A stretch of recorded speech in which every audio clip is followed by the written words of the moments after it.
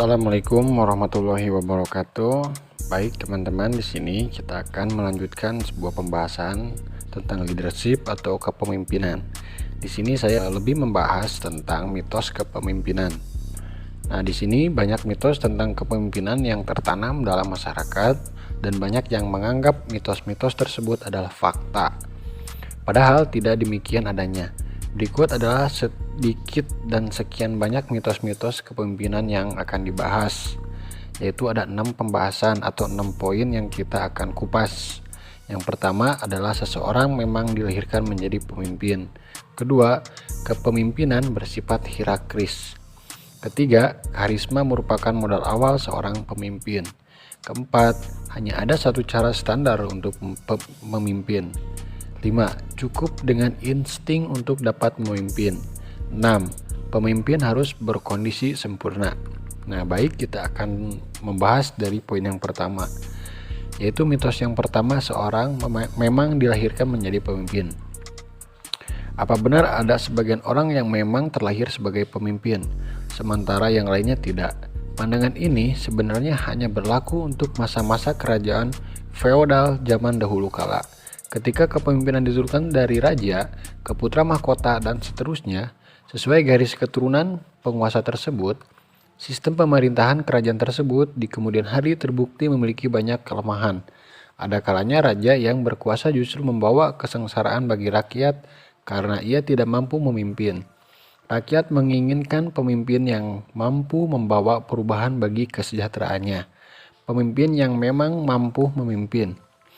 Maka terjadi berbagai kejadian sejarah revolusi yang memunculkan sistem pemerintahan baru, di mana kesempatan memimpin bagi rakyat non-ningrat ada hal yang mungkin.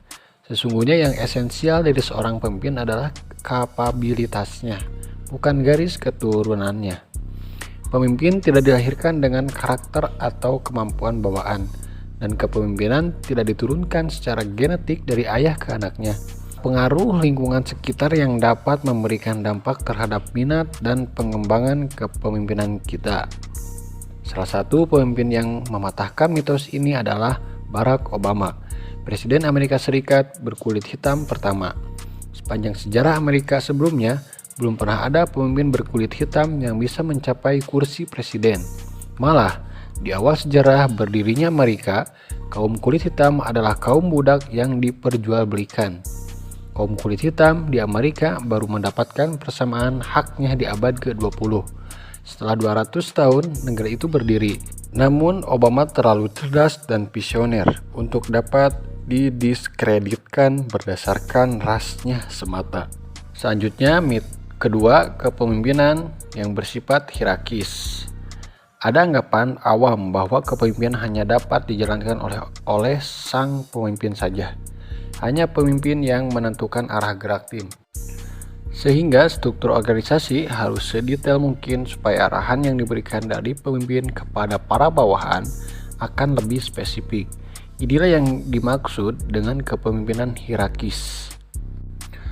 Mitos ketiga adalah karisma merupakan modal awal seorang pemimpin. Apakah pemimpin karismatik itu? Pemimpin karismatik memberikan kesan mendalam dan tidak biasa pada bawahannya. Pemimpin karismatik juga dapat didefinisikan sebagai seseorang yang visioner dan memiliki keinginan kuat untuk memimpin, seorang impression manager. Memiliki kemampuan untuk memotivasi dan memberikan contoh untuk dapat diikuti oleh orang lain.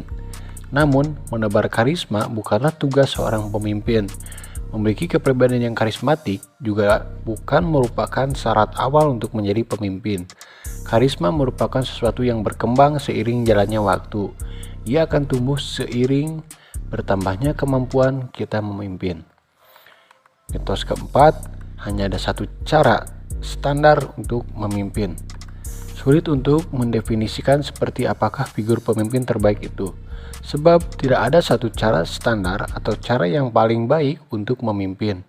Untuk itulah kita temui pemimpin dengan latar belakang dan kepribadian beragam yang akan memimpin dengan cara yang berbeda pula. Pada tiap individu, gaya kepemimpinan akan berbeda. Yang yang dipengaruhi oleh pengalaman, jenis kelamin, tingkat pendidikan, maupun nilai-nilai sosial yang dianut. Sedangkan setiap jenis organisasi akan memerlukan pendekatan berbeda untuk memperoleh hasil yang efektif. Mitos kelima, cukup dengan insting untuk dapat memimpin. Salah besar jika menganggap kepemimpinan bisa mengandalkan intuisi semata. Hal ini mungkin berlaku untuk pemimpin masa lalu, ketika segala hal masih bersifat sederhana. Intuisi memegang peran dalam memimpin kala itu. Kepala dari suku Dayak yang nomaden akan mempercayakan intuisinya untuk menentukan tempat yang cocok untuk tinggal bagi sukunya.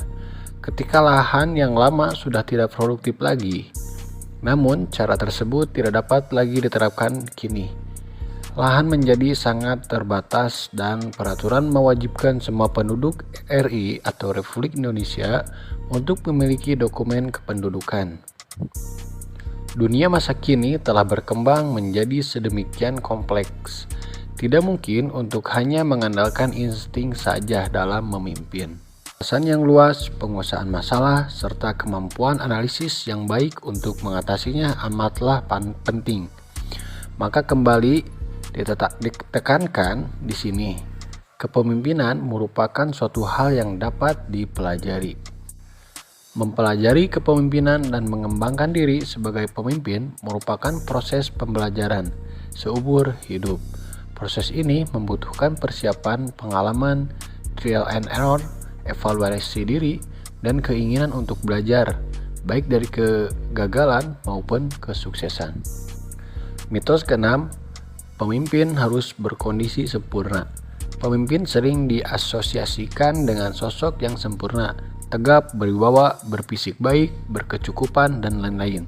Jarang sekali, bahkan mungkin tidak pernah, pikiran kita mengasosiasikan pemimpin dengan sosok difabel ataupun seorang miskin.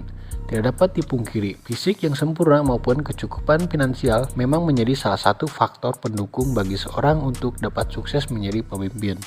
Tetapi, faktor-faktor tersebut bukan hal yang utama. Kepemimpinan yang diraih dengan karena kapabilitas dan kerja keras melalui proses bertahap akan lebih langgeng dan bermanfaat daripada yang mengandalkan daya tarik fisik, apalagi kekuasaan yang dibeli. Nah, tadi adalah 6 mitos tentang kepemimpinan. Baik, semoga ini bermanfaat. Silakan teman-teman like dan share. Dulur Salamina, learn more, do more, give more. Wassalamualaikum warahmatullahi wabarakatuh.